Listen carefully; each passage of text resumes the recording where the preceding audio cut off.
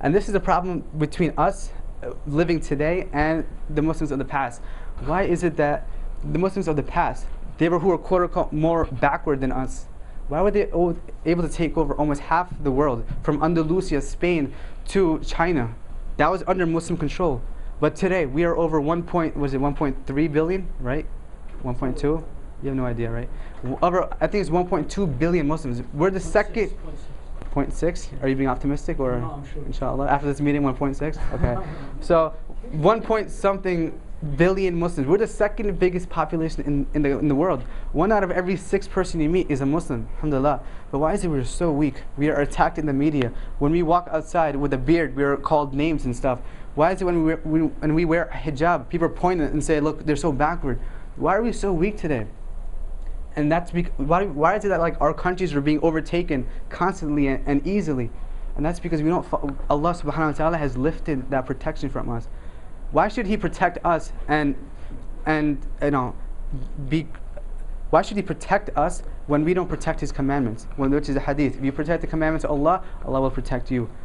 But today, even though we're so our number is amazing, but we are so weak, and that's because we don't follow the commandments of Allah subhanahu wa ta'ala. So Allah subhanahu wa ta'ala has lifted that protection from us, and He's sending us trials and tribulations. He's sending us punishment. Why? Not because He hates us. Allah subhanahu wa ta'ala loves the Muslims, but He's punishing us. Just like a parent, you know, a parent punishes a child.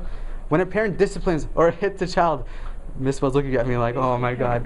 When a parent, that's not Misbah, is, you know, when a parent hits or punishes a child, it's not doing so because it hates a child.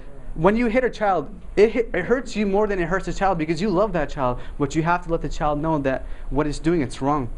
Similarly, Allah subhanahu wa ta'ala is punishing us, not because He doesn't love us, because He's trying to tell us that what we are in right now is we have erred in a way, and we need to go back to His original commandments. So anyway, just remember this hadith, the ring in the desert hadith, because it's going to compose of everything here today. So that little dot, oh by the way, that's our universe. We're in there somewhere. Just remember how small we are and how powerful Allah, how majestic Allah subhanahu wa ta'ala is. So that's who we are calling out to. Okay, know your size and know what Allah subhanahu wa ta'ala has to offer you. So that's that.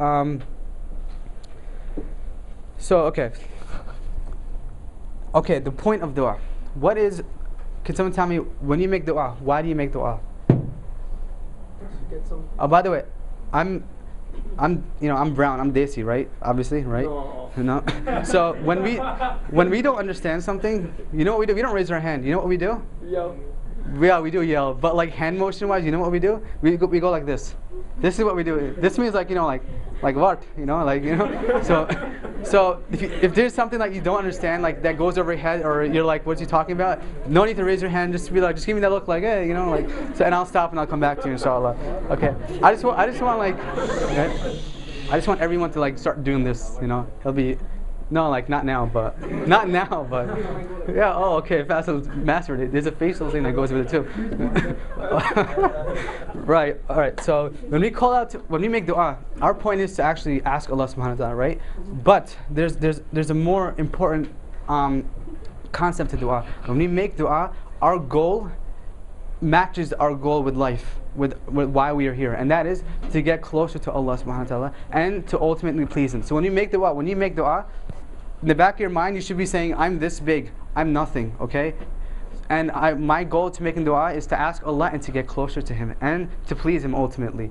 So that is, keep that in mind, that is the ultimate goal of dua. So what is dua? It's as you said, it's a dhikr of Allah subhanahu wa ta'ala. It's a remembrance of Allah. It's one of the best tools that we can use. If you want to get closer to Allah subhanahu wa ta'ala, and we all do, one of the best ways to do so is to make dua. That's a clear path to get closer to Allah subhanahu wa ta'ala. So and like I mentioned today, we Muslims, we're, you know, not as strong as in the past, even though our numbers are stronger. So I want everyone here to ask themselves, okay? Look at yourself, look inside yourself. Ask yourself a question and be honest with yourself, and don't yell it out, obviously. Ask yourself, am I a better person today than I was yesterday?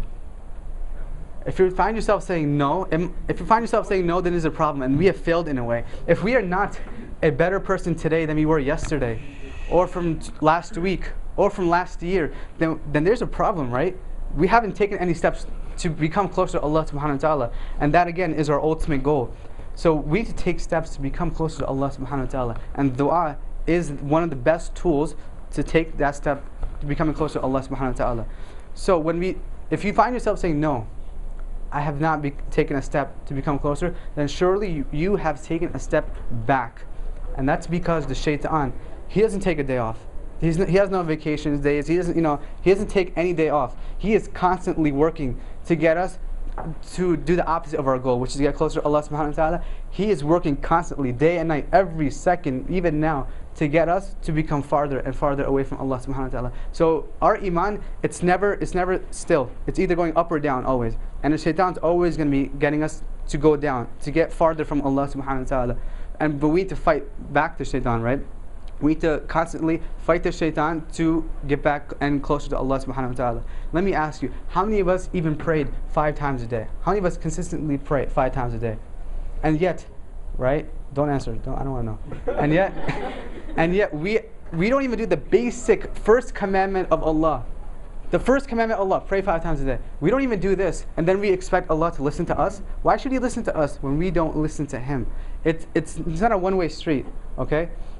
You have to do something to earn your reward. So I know this is exams time, and so you're working hard, right? You can't not study and expect to get an A, 100 on your exam. It doesn't work like that, okay? Unless you're like some kind of genius. You're Hassan, right? So even Hassan's studying right now.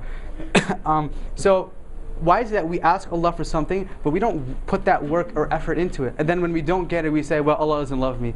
Allah doesn't, and then we start thinking of all these thoughts. Well, Allah, what's wrong, So we have to work at it. We have to take the proper steps. So what is dua? As we said, it's a way for us to become close to Allah subhanahu wa ta'ala. It is a means, it's a tool that He has given us. And the fact that He has given us this tool, this is a dua for everything. This is a dua for when you get up. This is a dua for when you go to the bathroom. This is a dua for when you put on your clothes, when you're walking, when you're doing. This is a dua for everything. And that is a sign that Allah subhanahu wa ta'ala, He loves us. He's guiding us. He's telling us, remember me in every single way so I can remember you. Right? So that is a sign that He loves us. He wants us to be guided. So what is Allah? What is dua? Not what is Allah. So, okay, what is dua? And I'm just going to tell you one part of dua, which is the most beautiful part of dua. One of the best parts of dua is we can never make enough dua. There's no ceiling, there's no limit to dua. And unfortunately, a lot of us don't realize that, we don't remember this. There's no ceiling to dua. Let me ask you, Misbah, if I constantly ask you, we're cool, right? We're boys, we're buddies. Not after What? No, but so yeah. We're like, Misbah, if I kept asking you for something again and again and again, what would you eventually do? I'll probably do it. Actually, don't say it out loud. Just, I don't want to know what would you say? Like, I know what you'd say, right? You'd be like, yo, get out of here. What is this guy, right? So, and then you know me. So, but even then, you would become tired.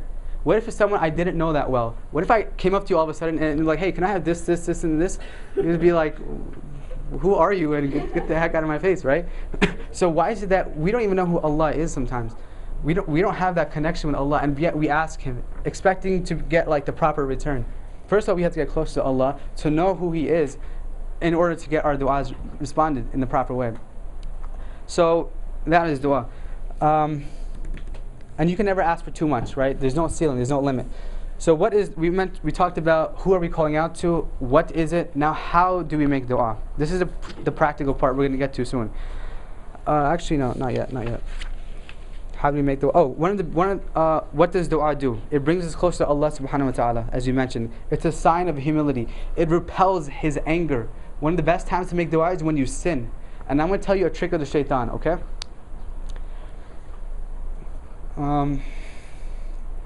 The shaitan, like we said, is always trying to get us to get away from Allah subhanahu wa ta'ala. And he's very clever, he's very smart, the shaitan. He's been around for longer than we have been around. So he knows this really well.